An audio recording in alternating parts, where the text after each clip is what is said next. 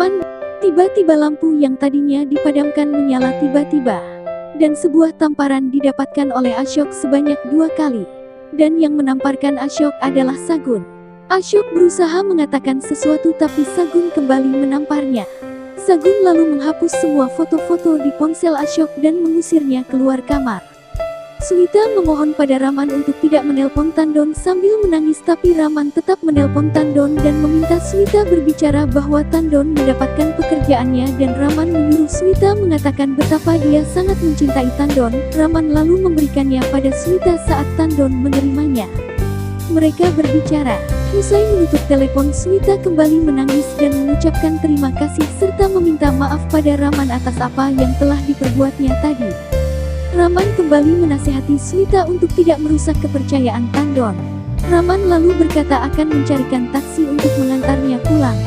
Sagun mengusir Ashok keluar dari rumah Jakat dan kembali menamparkan serta menghujatnya. Ashok bertanya bagaimana bisa dia datang ke kamar. Adegan kilas balik ditunjukkan ketika Vivek mencoba menelpon Raman untuk memberitahu Ashok membawa Ishita. Vivek lantas menelpon Sagun dan memberitahu. Kilas balik selesai. Sagun lanjut memaki Ashok dan terus menamparnya, kemudian mengancamnya dan mengusirnya pergi. Sebelum Ashok pergi, Sagun kembali menamparkan Ashok dan mengingat saat Ashok mengusirnya keluar dari rumahnya. Sagun memikirkan Ishita yang masih di kamar dan menunggu telepon Vivek. Sementara Raman sibuk mencari-cari Ishita dan bertanya pada istri Jakat yang juga tidak mengetahui keberadaan Ishita.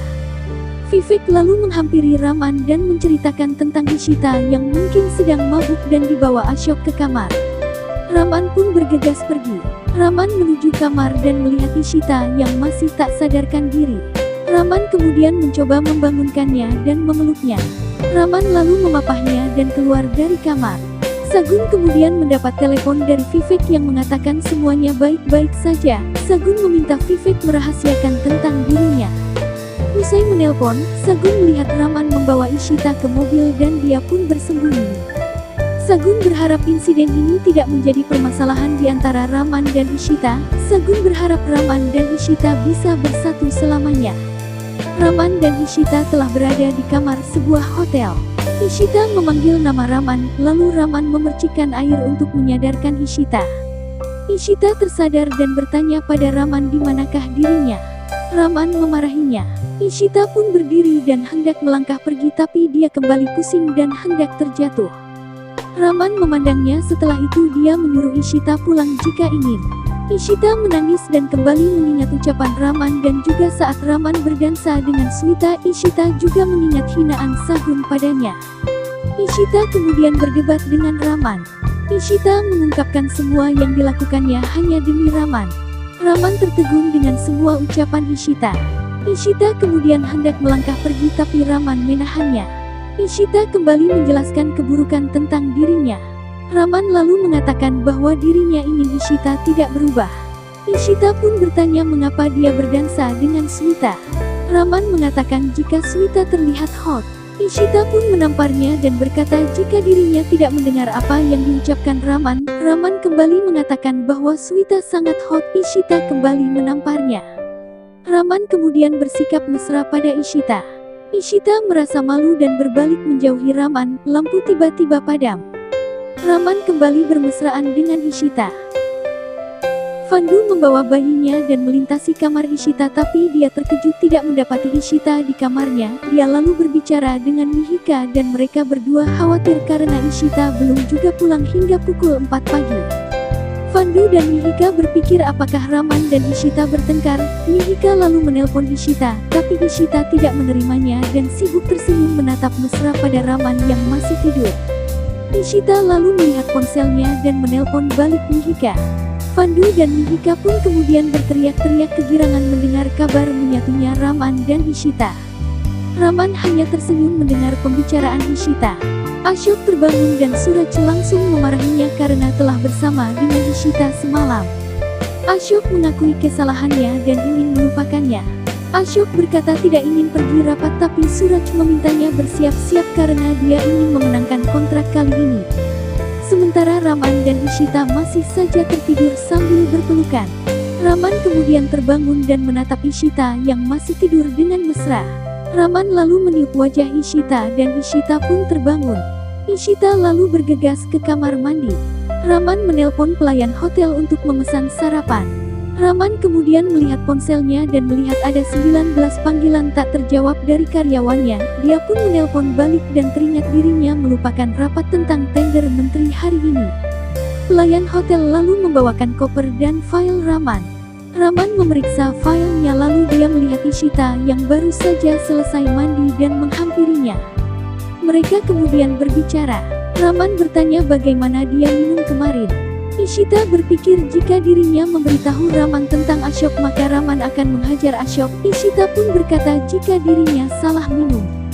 Lalu terdengar bunyi bel dan ternyata pelayan yang mengantar sarapan. Raman meminta Ishita memakan sarapannya. Ishita mengajaknya ikut makan tapi Raman pergi ke kamar mandi dan bersiap-siap. Raman lalu memanggil Ishita dari dalam kamar mandi dan menanyakan sesuatu tapi Ishita sepertinya salah paham menanggapi pertanyaan Raman. Ponsel Raman berbunyi dan Ishita melihatnya yang ternyata dari Vipul. Ishita berbicara dengannya dan mengatakan Raman akan segera datang. Raman kemudian keluar dari kamar mandi dan bersiap pergi. Raman datang terlambat, dia kemudian dipersilahkan duduk dan melihat Ashok, Suraj serta Parmet ikut dalam rapat tersebut. Seorang lelaki lalu membicarakan tentang tender baru mereka. Raman mendiskusikannya dengan stafnya. Suraj sendiri sibuk berbicara dengan Ashok dan Parmet. Ishita membereskan barang-barang dan melihat file Raman ada yang tertinggal. Dia mencoba menelpon Raman tapi tidak terhubung. Ishita lalu menelpon kantornya dan menanyakan alamat tempat berlangsungnya rapat. Ashok mendapatkan kontraknya. Raman terkejut dan menatap Ashok. Ashok merasa senang. Raman lalu berdiri dan memberi ucapan selamat pada Ashok. Tepat saat itu Ishita datang dan melihat mereka dari luar sedang berjabat tangan. Ishita kembali teringat Ashok. Ishita bertanya-tanya mengapa Raman berjabat tangan dengan Ashok.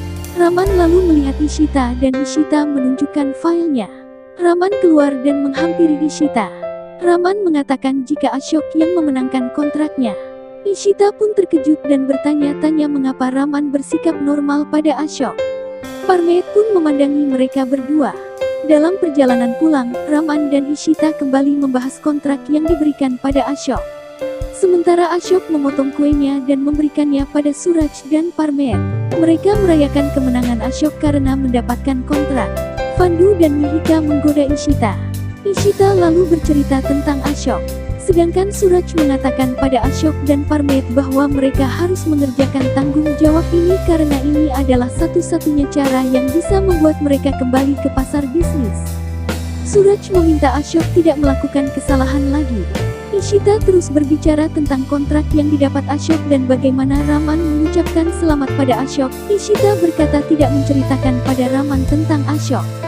Pandu mendukungnya untuk tidak memberitahu Raman. Ishita berbicara dengan dokter dan menanyakan Sagun. Setelah itu Ishita keluar ruangan dan melihat Sagun. Ishita pun mengikuti Sagun. Sagun tengah berbicara dengan perawat. Setelah itu Ishita menghampiri Sagun dan berbicara dengannya. Ishita berbicara tentang menyatunya dirinya dan Raman. Sagun yang berpura-pura bersikap sombong pun merasa lega mendengar cerita Ishita tapi dia tetap berakting bersikap masa bodoh. Setelah puas mencela Sagun, Ishita beranjak pergi setelah mengingatkannya untuk menjauh dari kehidupannya, suaminya dan anak-anaknya.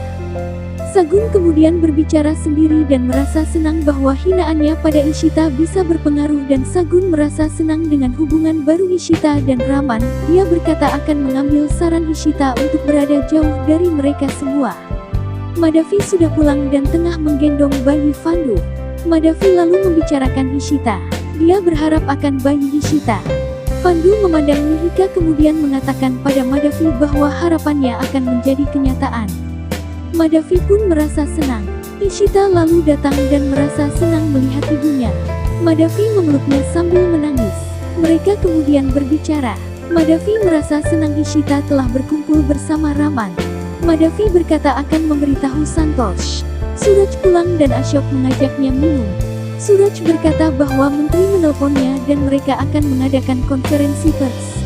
Suraj berkata jika mereka memintanya untuk datang. Asyok mengajaknya pergi untuk memperlihatkan kontrak besarnya. Toshi datang karena panggilan Ishita dan bertanya padanya. Madavi, Fandu dan Mihika melihat dari kejauhan. Ishita ragu-ragu mengatakan pada Toshi dan terus saja berputar-putar menceritakannya pada Toshi. Madavi kemudian muncul. Toshi senang melihatnya dan memeluknya. Lalu Madavi menceritakan pada Toshi tentang Raman dan Ishita. Toshi senang mendengarnya dan memeluk Ishita dengan bahagia. Ishita kemudian membicarakan tentang Sagun. Toshi memintanya untuk melupakan Sagun karena hanya akan membuatnya marah. Raman dan Ishita datang ke konferensi pers dan membuat Asyok serta yang lain terkejut. Ishita terus menatap Asyok dengan kebencian dan membuat Asyok salah tingkah. Acara dimulai, semua tamu diminta untuk duduk. Host membuka acara dan kemudian tanya jawab dimulai. Pertanyaan diajukan pada Asyok dan juga pada Raman. Tiba-tiba datang seorang perempuan yang mengatakan Asyok telah melakukan tindakan kriminal. Semua orang pun terkejut. Wanita itu masuk dan kemudian mengatakan tentang Asyok yang mencoba berbuat tidak senonoh pada saat pesta zakat. Asyok membantah ucapannya. Wanita itu mengingatkan pada saat malam pesta zakat di mana Asyok membawanya ke kamar zakat lalu menyiksanya dan membuatnya berada di rumah sakit selama 2 hari.